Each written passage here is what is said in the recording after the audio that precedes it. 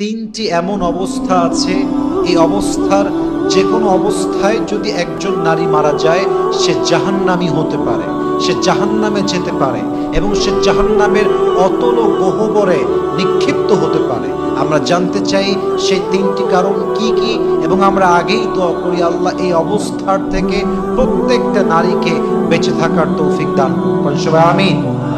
এক নাম্বার, কোনো নারী যদি এমন অবস্থায় মারা যায় যখন তার স্বামী তার উপরে নারাজ ছিল, আল্লাহ রাসূল বলেছেন এই নারী জান্নাতি নারী নয়, এই নারী জাহান্নামী নারী। নাউজুবিল্লাহ বলেন সবাই। আল্লাহ রাসূল বলেছেন কোন নারী যদি এমন অবস্থায় মারা যায় যখন তার স্বামী তার উপরে রাজি ছিল, সে জান্নাতে যাবে।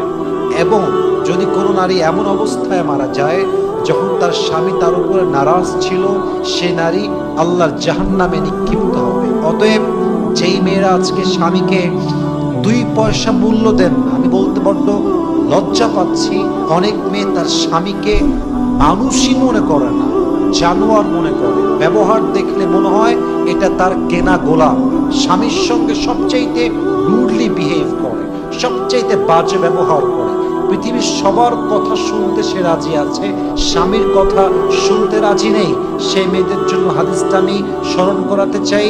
যদি আপনি এই অবস্থায় মারা যান যখন আপনার স্বামী আপনার উপরে নারাজ, আপনাকে জাহান্নামে নিক্ষেপ করবে, একজন আওয়াজ দিয়ে বলেন সবাই তিনি কে?